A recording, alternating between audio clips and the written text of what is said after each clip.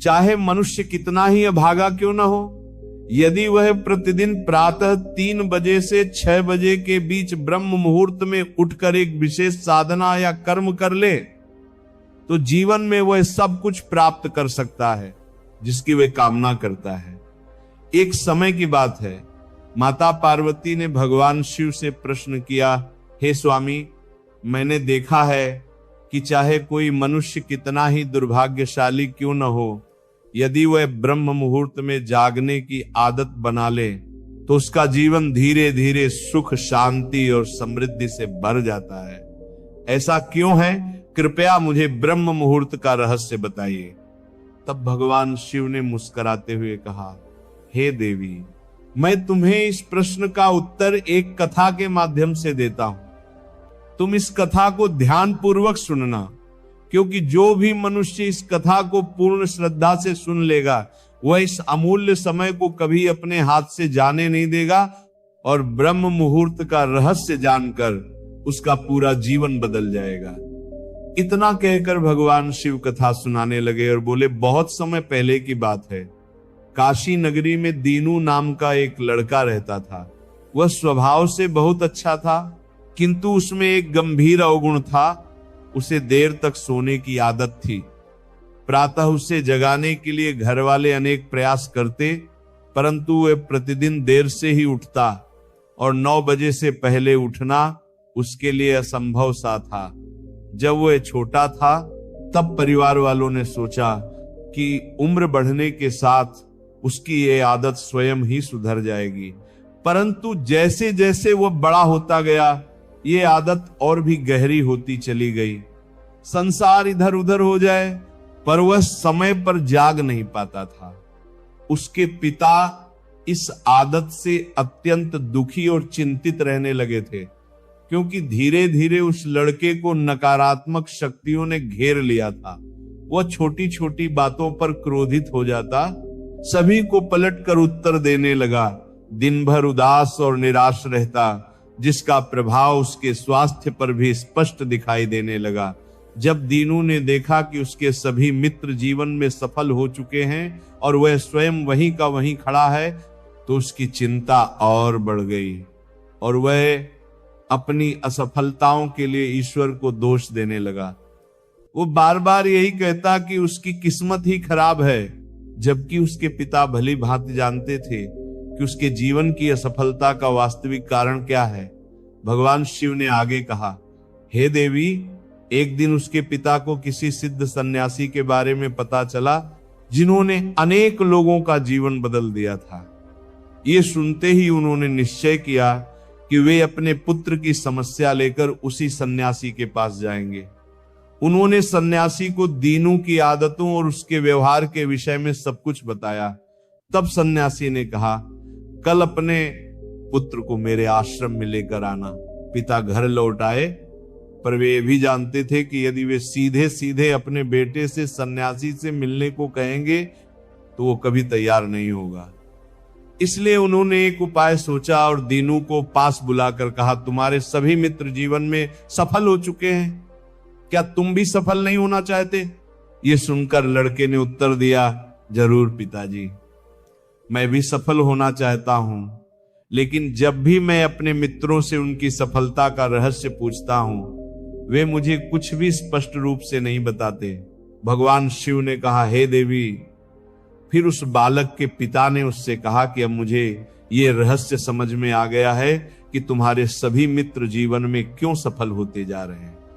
यह सुनकर वह लड़का बड़ी उत्सुकता से बोला, पिताजी, क्या सच में आपको पता चल गया है? कृपया मुझे भी बताइए। तब उसके पिता ने कहा, कल प्रातः तुम्हें एक सिद्ध सन्यासी के आश्रम में जाकर उनसे मिलना है। यदि तुम वहां समय पर पहुंच गए तो वह सन्यासी तुम्हें ऐसा मंत्र बताएंगे जिससे तुम जीवन में सफल हो सकोगे, किंतु इसमें एक समस्या है। यह सुनकर लड़के ने पूछा, पिताजी, वो समस्या क्या है? पिता ने उत्तर दिया, तुम्हें वहां समय से पहुंचना होगा। तब लड़का बोला, पिताजी, मैं आज पूरी रात जागता रहूंगा और प्रातः सन्यासी से मिलकर अवश्य आऊंगा। उसके पिता ने कहा, ठीक है, लेकिन वहां जाकर सन्यासी की प्रत्येक आज्ञा का पालन करना। पिता की यह बात सुनकर वह लड़का अत्यंत प्रसन्न हुआ। जीवन में पहली बार उसने पूरी रात जागने का प्रयास किया, किंतु कुछ समय बाद उसकी आंखें भारी हो गईं और वह गहरी नींद में सो गया। अगली सुबह जब उसकी आंख खुली तब तक सन्यासी से मिलने का समय समाप्त हो चुका था। उसके पिता ने निराश दृष्टि से उसकी ओर देखा और कहा, तुम जीवन में कभी सफल नहीं हो पाओगे, जाओ और जाकर फिर से सो जाओ। पिता के ये शब्द उसके हृदय को भीतर तक चीर गए। अत्यंत दुखी होकर उसने मन ही मन स्वयं को चुनौती दी कि अगली सुबह वह किसी भी कीमत पर सन्यासी से मिलने अवश्य जाएगा। उस रात उसने अपने पैर में एक छोटा सा घाव बना लिया ताकि पीड़ा के कारण उसे नींद ना आए, और सचमुच उस रात वह सो नहीं सका। भगवान शिव ने कहा, हे देवी, यह उसके जीवन का पहला अवसर था जब उसने सूर्योदय को अपनी आंखों से देखा। उस दृश्य को देखकर उसके भीतर एक अद्भुत शांति और चेतना का अनुभव हुआ। वह तुरंत तैयार होकर सन्यासी से मिलने चल पड़ा और उस दिन उसे स्वयं में एक अलग ही परिवर्तन महसूस हो रहा था। जब वह आश्रम पहुंचा तो उसने देखा कि सन्यासी अपने सभी शिष्यों के साथ ध्यान में लीन बैठे हुए हैं। कुछ समय पश्चात जब ध्यान समाप्त हुआ तब वह बालक सन्यासी के समीप पहुंचा और उन्हें प्रणाम कर बोला, गुरुदेव, क्या आपके पास कोई ऐसा मंत्र है जिससे मैं भी अपने मित्रों की तरह सफल बन सकूं और एक अच्छा जीवन जी सकूं? भगवान शिव ने कहा, हे देवी, ये सुनकर सन्यासी मुस्कुराए और बोले, तो तुम वही बालक हो जिसके पिता मुझसे मिलने आए थे। उन्होंने तुम्हारे विषय में मुझे सब कुछ बता दिया है। मैं तुम्हें वह मंत्र अवश्य बता दूंगा। परंतु जैसे ही बालक ने परंतु शब्द सुना, वह घबरा गया और तुरंत बोला, परंतु क्या गुरुदेव? तब सन्यासी ने कहा, मैं तुम्हें वह मंत्र दूंगा, किंतु उससे पहले तुम्हें अगले 21 दिनों तक मेरी प्रत्येक आज्ञा का पालन करना होगा। मंत्र मैं 21 दिनों के पश्चात ही बताऊंगा और इन दिनों में जो भी कार्य मैं तुम्हें दूंगा उसे पूर्ण निष्ठा से करना होगा।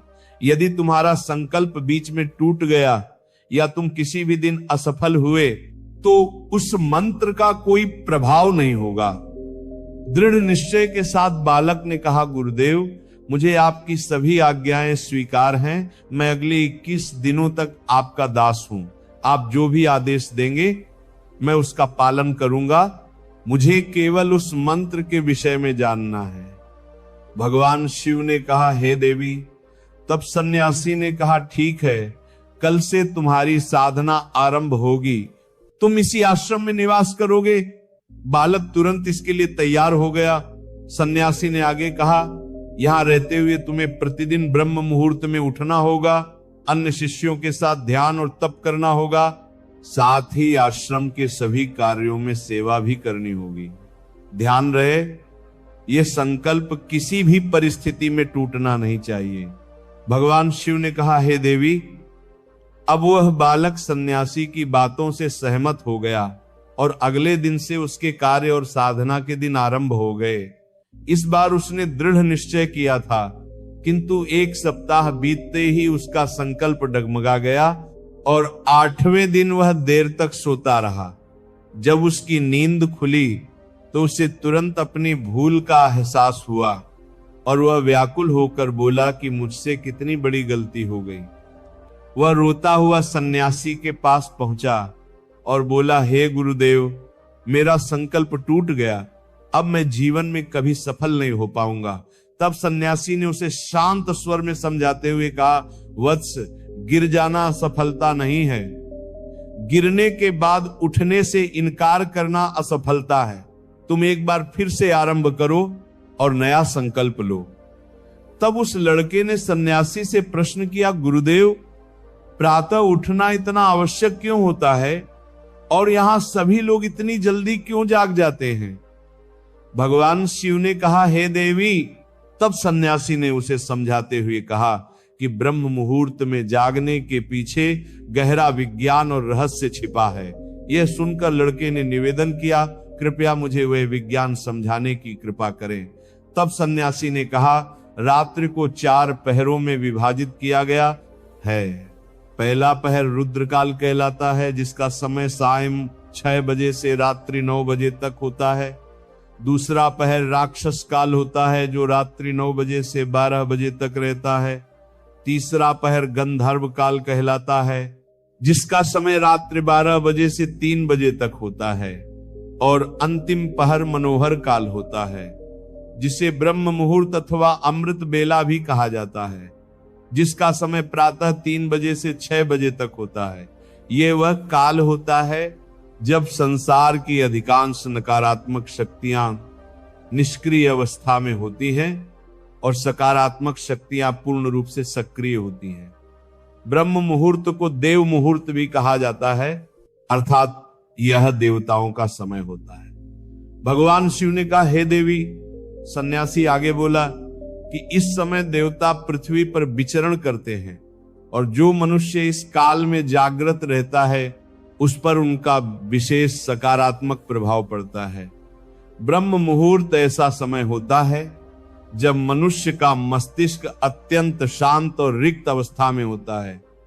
उस समय कोई अनावश्यक विचार नहीं होते और यदि व्यक्ति इस समय अध्ययन करता है तो वह ज्ञान शीघ्र ग्रहण करता है और वह लंबे समय तक स्मृति में बना रहता है। ये वो समय है जब ज्ञान को केवल याद नहीं किया जाता बल्कि उसे गहराई से समझा जाता है। इसी कारण आश्रम के सभी शिष्य तथा संसार के अधिकांश ज्ञानी लोग ब्रह्म मुहूर्त में ही जागते हैं। प्राचीन काल में जब कृत्रिम प्रकाश का कोई साधन नहीं था, तब लोग सूर्यास्त के साथ अपने दिन का समापन और सूर्योदय के साथ दिन का आरंभ करते थे। यही वह विधि थी जिससे मानव जीवन प्रकृति के साथ सामंजस्य बनाकर चलता था। भगवान शिव ने कहा, हे देवी। तब उस लड़के ने कहा कि गुरुदेव, मैं कल से अपना संकल्प पुनः आरंभ करूंगा, किंतु कृपया ये बताइए कि ब्रह्म मुहूर्त में उठकर मुझे क्या क्या करना चाहिए। तब सन्यासी ने कहा, ठीक है, मैं तुम्हें बताता हूं कि ब्रह्म मुहूर्त में क्या करना चाहिए और कैसे करना चाहिए। सबसे पहले जागकर धरती माता पर पांव रखने से पूर्व उन्हें प्रणाम करना चाहिए। फिर अपनी दोनों हथेलियों को देखकर ईश्वर को धन्यवाद देना चाहिए कि उन्होंने तुम्हें आज का सूर्योदय देखने का अवसर दिया। इसके पश्चात नित्य कर्म और स्नान करना चाहिए, जिससे केवल शरीर की ही नहीं बल्कि मन की भी शुद्धता होती है। स्नान के बाद ध्यान की प्रक्रिया होती है। ब्रह्म मुहूर्त में किया गया ध्यान अत्यंत प्रभावशाली होता है और जब किसी विशेष मनोकामना की पूर्ति के लिए साधना की जाती है तो इसे 21 दिनों तक निरंतर किया जाता है। ये वही समय होता है जब साधक अपने आज्ञा चक्र को सक्रिय करने का प्रयास करता है और यहीं से उसके जीवन में वास्तविक परिवर्तन आरंभ होता है। भगवान शिव ने कहा, हे देवी। आगे वह सन्यासी बोला कि आज्ञा चक्र दोनों भवों के मध्य स्थित होता है और इसे संकल्प का केंद्र भी कहा जाता है। यदि इस चक्र पर ध्यान केंद्रित किया जाए और अपनी मनोकामना को निरंतर दोहराया जाए तो मात्र 21 दिनों के भीतर वह मनोकामना पूर्ण हो सकती है। यदि किसी के मन में कोई अधूरी इच्छा हो और वह उसे पूर्ण करना चाहता हो तो सबसे पहले उस इच्छा का स्पष्ट निर्धारण करना आवश्यक है। आपको वास्तव में क्या चाहिए, यह निर्णय दृढ़ता से लेना होगा। इसके पश्चात ध्यान की विधि आरंभ करनी चाहिए। ब्रह्म मुहूर्त में स्नान के बाद ऐसा स्थान चुनना चाहिए जहां शुद्ध वायु का समुचित प्रवाह हो, क्योंकि ध्यान के समय प्राणवायु का शुद्ध होना अत्यंत आवश्यक होता है। ध्यान की अवस्था में रीढ़ की हड्डी पूर्णतः सीधी होनी चाहिए और गर्दन भी सीधी रखनी चाहिए। सुखासन में बैठकर दोनों हाथों को घुटनों पर रखें, आंखें बंद कर ले, हाथों की मुट्ठियां हल्के से बंद करें और 2 से 3 मिनट तक पूर्ण रूप से शांत होकर स्थिर हो जाएं। जब शरीर स्थिर हो जाए और श्वास प्रश्वास शांत हो जाए, तब अपना संपूर्ण ध्यान आज्ञा चक्र पर केंद्रित करें। इस दौरान लंबी और गहरी सांस लें। सांस को कुछ समय तक रोक कर रखें और उसी क्षण अपनी मनोकामना को मन ही मन दोहराएं। साथ ही अपने इष्ट देव, देवी देवताओं और गुरुजनों का स्मरण करें। भगवान शिव ने कहा, हे देवी। सन्यासी ने आगे बताया कि जब सांस को रोकना कठिन होने लगे, तब धीरे धीरे सांस को बाहर छोड़ दें। नासिका से सांस भरें और मुख से बाहर निकालें। इस प्रक्रिया को प्रतिदिन 3 से 4 बार दोहराना चाहिए। ऐसा नियमित रूप से करने से मनोकामना अवचेतन मन तक पहुंच जाती है और इच्छा पूर्ति का मार्ग शीघ्र खुल जाता है। आज्ञा चक्र के सक्रिय होने पर वह हमारी आज्ञा को पूर्ण करने लगता है। सांस को रोकने की अवस्था में शरीर एक प्रकार की सजग स्थिति में चला जाता है, जिससे व्यर्थ के विचार शांत हो जाते हैं। ब्रह्म मुहूर्त के समय ईश्वर की विशेष कृपा होती है और यदि कोई व्यक्ति इस समय श्रद्धा और विश्वास के साथ अपनी इच्छा का चिंतन करता है तो उसकी मनोकामना शीघ्र पूर्ण होती है। भगवान शिव ने कहा, हे देवी। इस प्रकार सन्यासी ने उस बालक को ब्रह्म मुहूर्त का महत्व समझाया। अगले 21 दिनों तक उस बालक ने पूर्ण श्रद्धा और समर्पण के साथ इस विधि का पालन किया। अब वह पहले की अपेक्षा अधिक अनुशासित, शांत और संतुलित स्वभाव का हो चुका था।